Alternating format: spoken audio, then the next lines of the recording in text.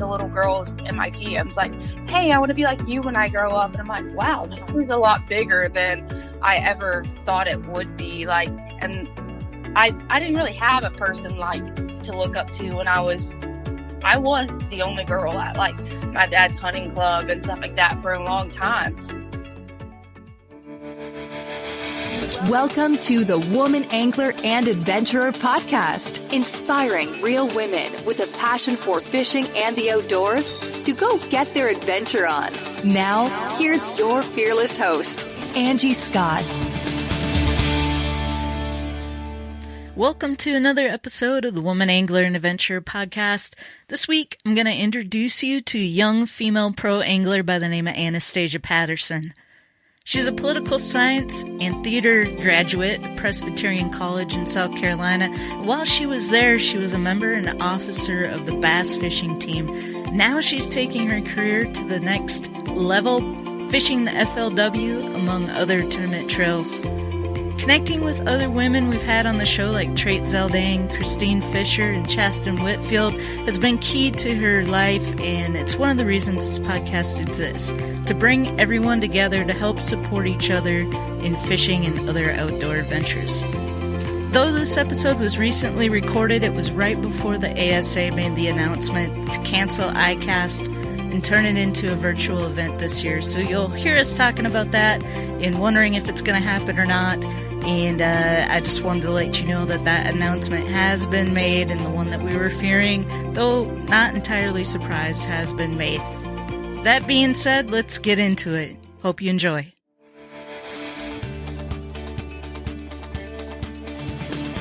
Anastasia Patterson, welcome to the Woman Angler and Adventurer podcast. And somebody on Instagram tipped me off and said, you need to have her on the show. And so I said, okay, let's do it. So I reached out and you're game, and I'm so happy to have you on today. Well, thank you so much for having me. It's really a privilege and an honor. I've listened to a lot of your podcasts, and just so great to be a part of a community like yours. Well, thanks for listening. We really appreciate that for sure. So I was doing a little research after that person reached out and said we need to have you on, and I'm pretty excited because, like, you know, our whole podcast mission is to inspire other women to get involved in hunting and fishing and other outdoor adventures, and you've been at it since a very young age, and from what I understand, your dad was a major influence in getting you involved. Can you talk a little bit about growing up in the outdoors? Yes. So my dad actually owns a sportsman's club, which is all hunting and fishing and mudding and shooting sports and all that jazz. So I grew up, honestly, before I could even walk, my dad would have to take me with him almost everywhere because my mom was the chief of police. So she was really, really busy working all the time. Then my dad was working too. When he wasn't working, we spent so much time in the woods and on the water. And I just kind of grew the passion from a young age to just be outside and be outdoors every chance I could. Last night, me and my dad were laughing because, you know, all this corona has a lot of the public landings shut down. And some of the private landings are costing a lot of money. So they're kind of like trying to keep people out, it seems almost. And my dad and I were laughing. We were just saying, you know, if we had a ramp right now, we'd want everyone in the world to just come there so they could experience the outdoors. Where are you located for people who don't know? Oh, I live in Sumter, South Carolina, but I grew up in Somerton, so on the Santee Cooper chain of lakes. Okay. And what's the current situation like in South Carolina right now? Are a lot of things shut down? A lot of stuff is shut down in South Carolina right now. There's actually we have like 30 days where there's a stay-at-home order going on right now. Okay. However, you are allowed to go to the grocery store. You can go to the lake only if you're fishing. There's no beaching, or anything like that. You have to be fishing, and it can only be with your immediate family, like, or immediate household, and it can't be over 4 people, I think. Okay. Gotcha. And then all the restaurants and things are doing takeout only. There's a few local stores still open that are selling tackle, and then there's some like live bait drive ups, or like if you need crickets or worms, they have like little boxes with refrigerators outside and stuff like that, because it really is a huge outdoor community where I live. So, what kind of bodies of water do you have around there to fish? There's a lot of lakes near Sumter. So you could go to Lake Murray, which is going to be more clear water, the Santee Cooper chain, Lake Marion, and Lake Moultrie, which is one of the best bass fisheries, in my opinion, in the U.S., definitely in the top 10.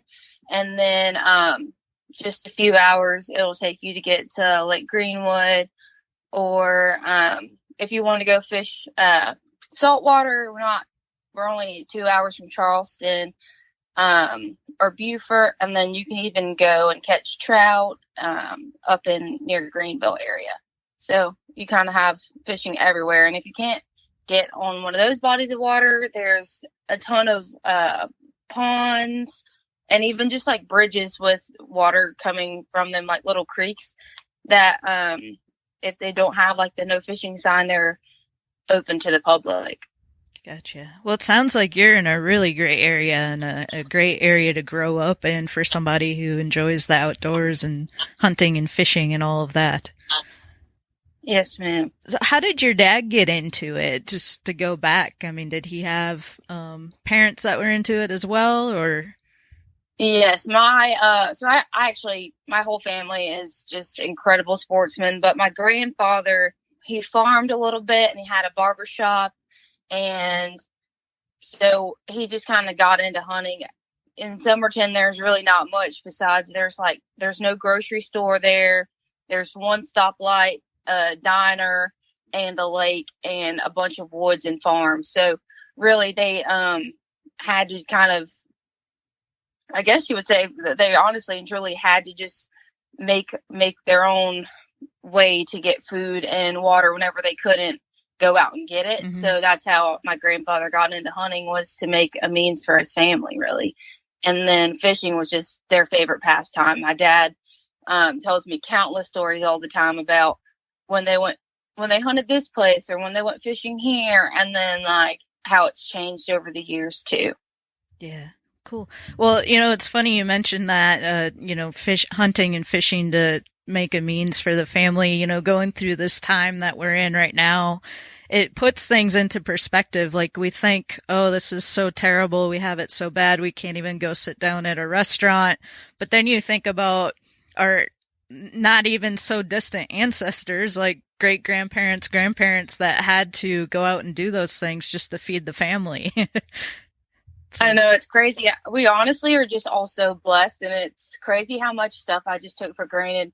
Like, some of my friends, this is the longest I've ever gone without seeing them, even through college and high school. Like, some of my friends, I've literally been friends with them for over 10 or 15 years, and I'm only 24 years old. So that's like most of my life, if not all of it. And this like 15 to 30 day period, I've never gone that long in my whole life out seeing them. So I think it's kind of crazy how much I took that for granted. Well, I wanted to get into your college years, because I was reading you kind of, were you the one that started the college team where you went to school? So I went to Presbyterian College in Clinton, South Carolina, which is the smallest Division I school in the U.S. And so there wasn't a team when I went to PC, and I wanted to go to a school that actually already had a team. I never thought of starting a team. The thought never crossed my mind. But I did get approached by some people asking how to start a team. So I went to the school to start one, and it didn't get approved at first.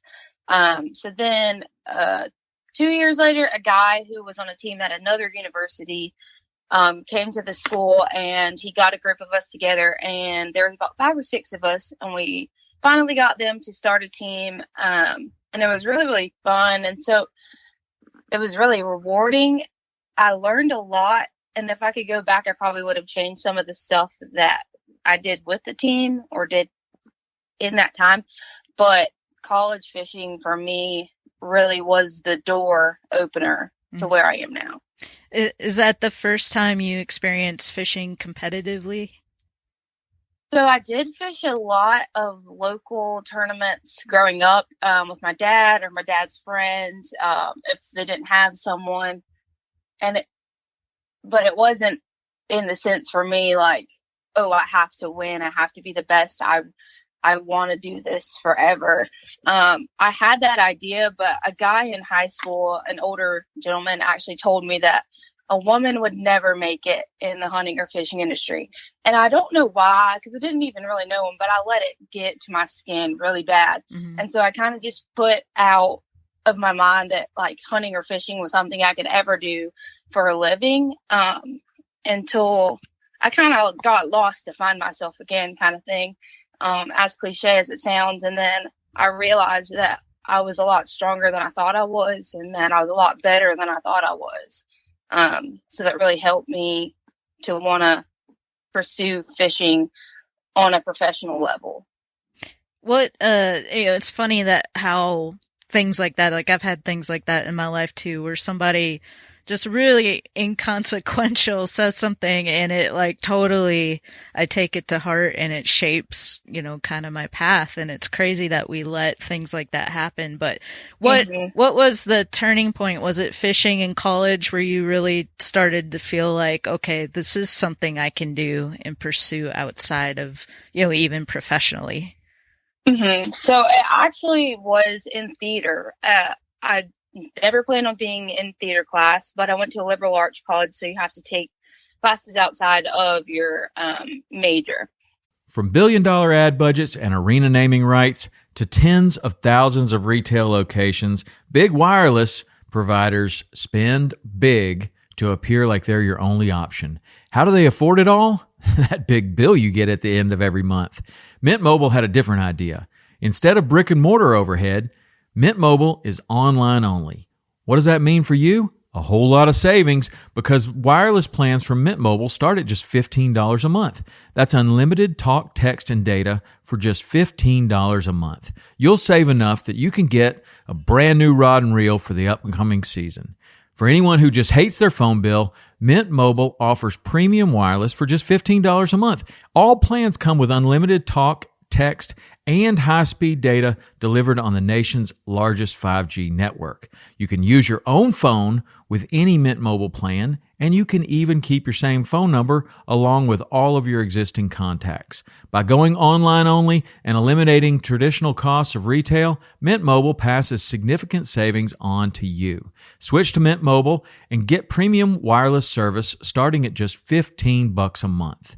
To get your new wireless plan for just $15 a month and get the plan shipped to your door for free, go to mintmobile.com/waypoint. That's mintmobile.com/waypoint. Cut your wireless bill to $15 a month at mintmobile.com/waypoint. So I was in a theater class and we were doing this play called God ? It was a devised theater, so we all made it up, and I had to talk about what fishing meant to me, because that was something that a lot of my friends knew that I was really passionate about and that I loved, but it wasn't something that I was like, I should be doing this. So I wrote, and it was almost like a prayer, but I wrote about how just I feel so small in this great big world every time I'm fishing, and that it's just a place where I can truly be myself, and it doesn't matter where I'm from or who I am or what's going on in the world, that fishing is just like an escape, I guess. And then that's when I realized, like, hey, this is something I really, truly care about, and I could do for the rest of my life and never get tired of it. And they say, if you really love something, you never work a day in your life. Mm-hmm. So. Yeah, that's awesome. Is that out somewhere that people could read, or have you ever put that out to the public? So I've actually really just started becoming comfortable, like talking, like getting deeper into connections with people and conversations about fishing in the last year. I wrote something for South Carolina Wildlife about 2 years ago, whenever I was like, hey, I'm taking this leap of faith. So on my Facebook page, I write a bunch of stuff every week. So it might be on there. I'm not 100% sure, to be honest with you. Cool. All right. Well, we'll go check that out. That sounds really awesome. I think a lot of people can relate to that feeling. And, not a lot of people though take the leap to follow their passion like that, so that's really inspiring. I think, so many people just kind of feel like, oh, I can't really do that. That's not really legit. I need to get a career, work a 9-to-5 job or whatever. And so I love that there's people like you out there that actually follow their passion, go for it. And what's it been like so far since you've been out of school and you've been fishing some of these tournaments? How's it been going? So it's actually been going really well. Last year in the South Carolina BFL, I finished way higher in the points than I expected. I finished in the top 10 for the first year. Nice. This year, I zeroed in the first tournament, which I was really just in my head about, being a new year.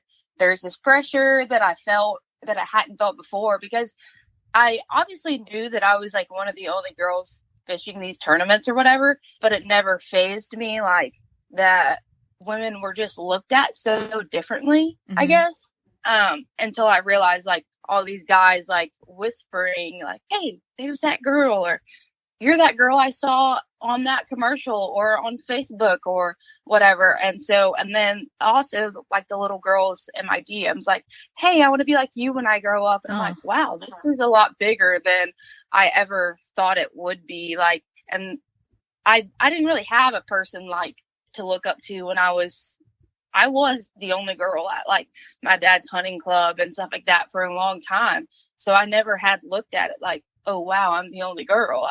That's what life was for me. So I think it's a really, really humbling opportunity that a lot of us women have to kind of be a voice for other girls coming up.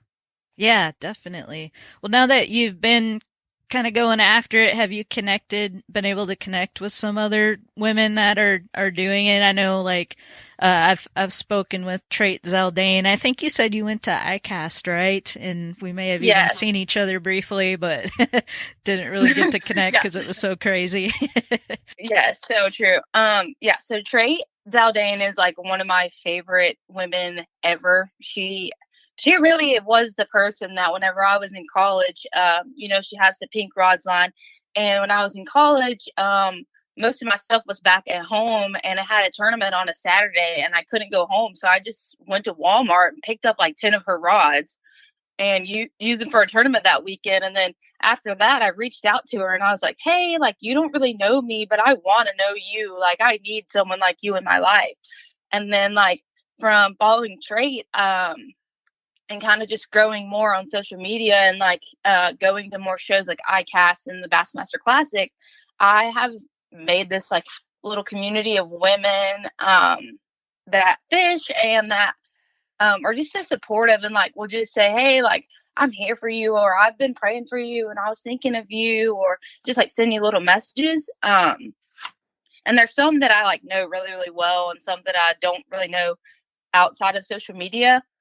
But it has been such a great tool, social media, to just kind of meet these people or like put a face to the name whenever I see them in person.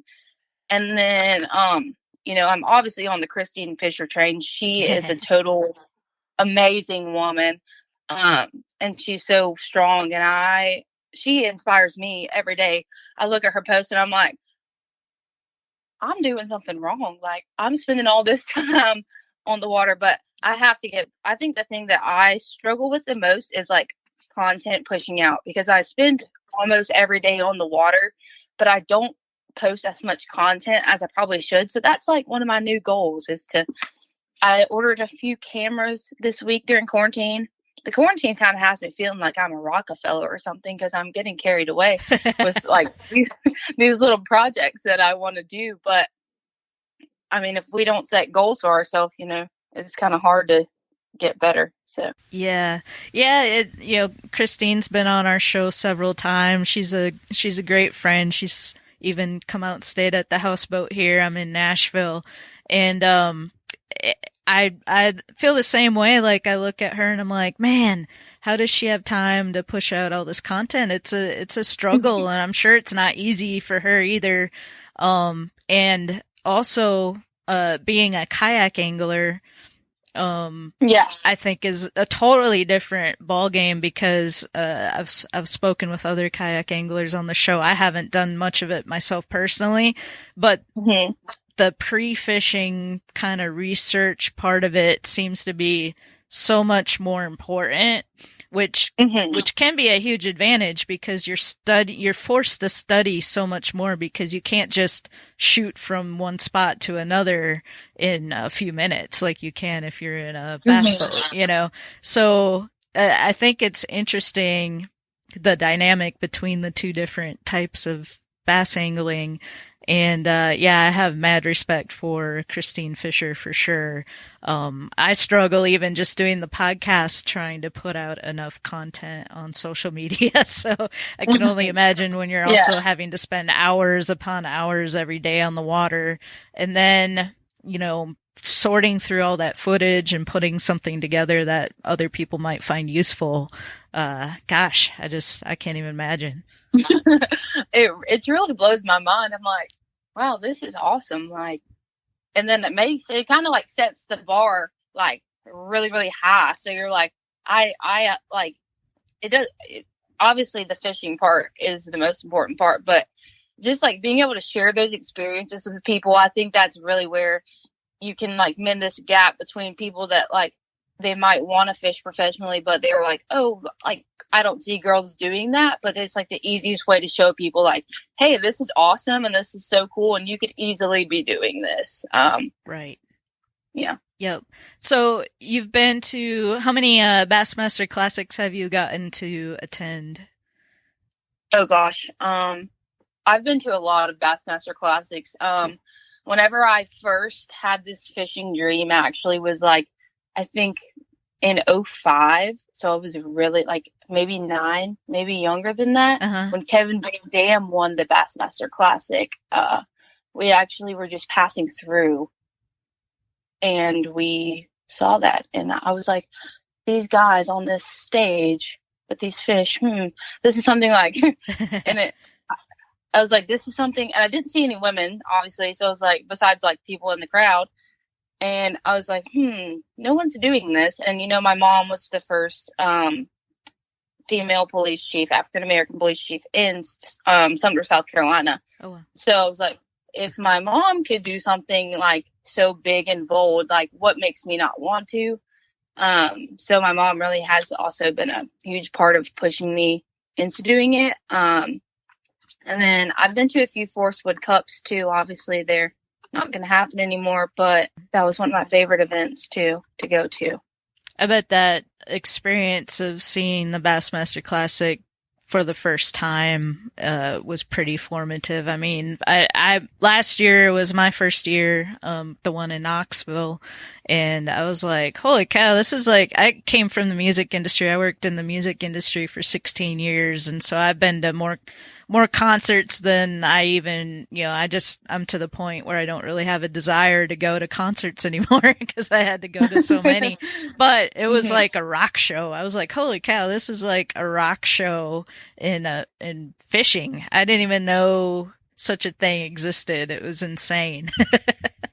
I think on the outside looking in, people like have no idea. They're like, even some of my friends were like, where did you go this weekend? I'm like, oh, I went to a fishing show. They're like, oh, like a craft show. I'm like, a craft show on like 1,000 different steroids or something. Because and it's crazy how like in fishing, there's so many people from so many different backgrounds and just like, you have like all over the spectrum kind of people, which is so cool to me.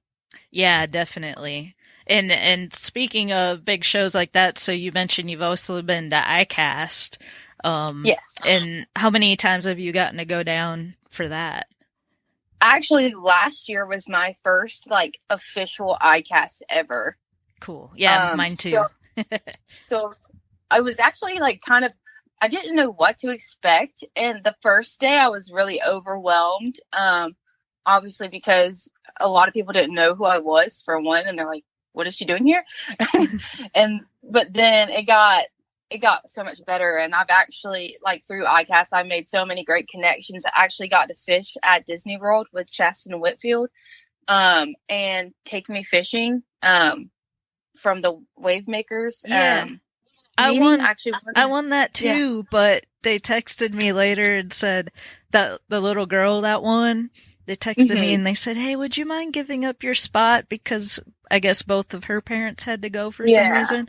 And I was like, oh man, okay, I will, because, but gosh, it was so much fun. That was one of my favorite fishing trips I've like ever been on. And it was like really outside the box for me. Oh, that's so cool. Yeah, I wish I could have made it, but they said next time I'm in the area, they'll hook me up. So I can't wait to get back down there. I don't know if it's going to happen this year or not. I don't know what your thoughts are on that, but I hope it does. I just don't know. Yeah, that's how I'm like every day I'm like, and they say 15 more days, then like it'll be 20 days before I guess whenever we can leave the house. Yeah, I know. And then I think one of the other issues is going to be all the vendors that come from overseas. If there's travel restrictions, then, that's going to put a monkey wrench. It's kind of crazy because like the Classic was really the last week, and I felt like anything could go on that was like a sanctioned event per se. Because like right after the Classic, it was like, hey guys, like coronavirus is here, and it's a lot bigger than we thought it was, kind of. And it's scary almost, but I hope people are taking the necessary precautions to stay safe. And yeah, because like I actually know people that have passed away from coronavirus. And so at first for me, even I was like, oh, it's like another virus. Like people are saying it's like the flu. Of course, I want to go see my friends and whatever. But my dad's like full-time job is a disease intervention specialist. And he's like, hey, no, like let's stay at the house. Let's not do anything for a little while. So I think life after this there's going to be a new normal for sure. I don't think it's going to go back to how it was. Yeah. It's scary when things are so uncertain right now, but I guess all we can do is take it one day at a time and keep on keeping on and do our best with the situation we've got, and we'll see what happens. But yeah, when I was at the Bassmaster Classic down in Birmingham, and I was starting to hear reports about this coronavirus and it was getting serious, and like I think we talked about it, we're so fortunate that we got out of that event kind of unscathed, because there were so many people there in such a small kind of at the expo. Everybody was kind of crammed in. It was so busy, and I know a lot of people actually came down with the flu, but luckily I don't think corona had hit anybody, so that could have been a pretty bad situation. But yeah, that was like the last big thing before everything else started canceling. And I guess we're lucky we got through it. That's for sure. I was like, I couldn't even tell you. I literally touched thousands of people, like shaking their hands, or just like, if one person there would have had it, it would have been bad for everyone, because they would have come into contact with a lot of people. Yep, exactly. And I got to do a video. This was probably one of the coolest moments of my fishing career, but I got to film a video with Bill Dance, Roland Martin, and Jimmy Houston as a promo for the celebrity tournament we have that was supposed to be at the end of May, but now is, I guess, being postponed, or I don't know what's going to happen. But I had those three guys, and I was thinking about, they're all kind of older gentlemen, and they were there, and I guess we're just all really lucky that nothing serious happened. Yeah. So, but okay, so once we're through all this craziness, like what kind of stuff do you have coming up on the horizon? Okay, so obviously most of the tournaments through the FLW got postponed for the BFLs and most of the other series as well. So once I get the dates for those, I'm going to be redoing my schedule. I actually fish another series called the Carolina Bass Challenge And then I fish a Thursday tournament in the summertime, so it's every Thursday night. So I'm going to have to kind of redo my schedule, which is something I normally do in November, and then have it set for the whole year so I can just add in tournaments here and there. Because really all I do for a living right now is fish and fish tournaments. So it's kind of like I'm in between a rock and a hard place. I was working at a boutique, which obviously is closed, and I'm not sure what after Corona is going to look like for that. Mm-hmm. So I don't know. I'm looking forward to it actually, because I feel like it's just going to be a new chapter and a clean slate, even though things are going to be weird for a little while. And then I've actually had a ton of time to just spend time on the water, during this time and kind of watch videos. I never really watched YouTube, videos of fishing before, unless it was like I wanted to learn something really quick. Mm-hmm. But I have made not a channel, but I've made an account so I can, see and subscribe to a couple of different people. And I have meticulously been watching videos and taking notes. And then I'll go out in my boathouse and work on some techniques that I saw or whatever. And then go do them on the water. And some of them I have been like, wow, why haven't I been throwing this whole time? So the great thing is we have resources that we can still be using in our own homes for the most part in this time. So it's really been a good learning experience for me. It's almost like I'm at homeschool, even though I'm not in school anymore, which is pretty cool. Yeah, I love hearing people that are taking advantage of this time, even though it's scary time and all of that, which we talked about, but like just making the best of it, taking time to, like you say, improve your knowledge and maybe learn some new skills, and hopefully we can all come out of this better and stronger. And we'll definitely need to keep in touch, because I'm really excited about what you're doing and your path. And I think we all need to support each other. I think it's awesome that you've been able to connect with some of these other female anglers like Trait and Christine. And I think, one of the mottos of the show is we're better together. And I think that's so true. Mm-hmm. So I'll definitely be keeping in touch and following you, and hopefully we can catch up again once we're back to whatever our new normal is. Yes. Well, thank you so much. I'm looking forward to it. One of my friends actually just texted me and they said, can you please ask her about pontoon karaoke? Oh, yeah. I'm glad you brought that up.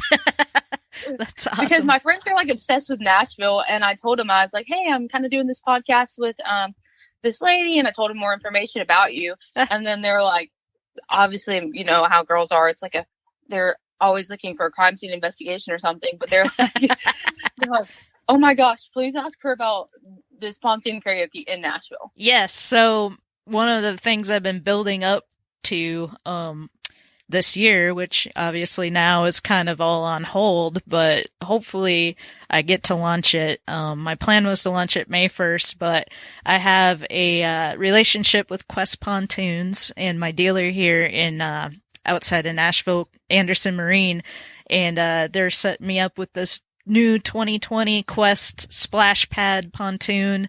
And I had this idea for pontoon karaoke, so I'm going to set up karaoke right on the pontoon, and we're going to go out on the lake here in Nashville where, like, I don't know if you're familiar with country music, but of course. Little Big Town filmed the video for pontoon on the lake that I'm at in Party Cove. Oh, that's awesome. Craig Morgan's Redneck Yacht Club was actually written about one of the marinas out here, and the video was filmed out here. So I thought, with all this music connection, all the tourists that come to Nashville, bachelorette parties, it would be awesome to take people out on the pontoon, do some karaoke, tie in the whole Nashville music theme, and just have a good time out on the water. So that's what I'm working on launching whenever we're able to for this season. So I think that'll be really fun. Oh, that's good. I love that. Yeah, me and my friends will definitely be visiting you. That'll be awesome. Music City very soon. Awesome. I can't wait. All right. Well, thanks for taking the time to be on the show. And like I said, we'll definitely stay in touch. Perfect. Well, thank you so much again for having me. It's been so great talking with you.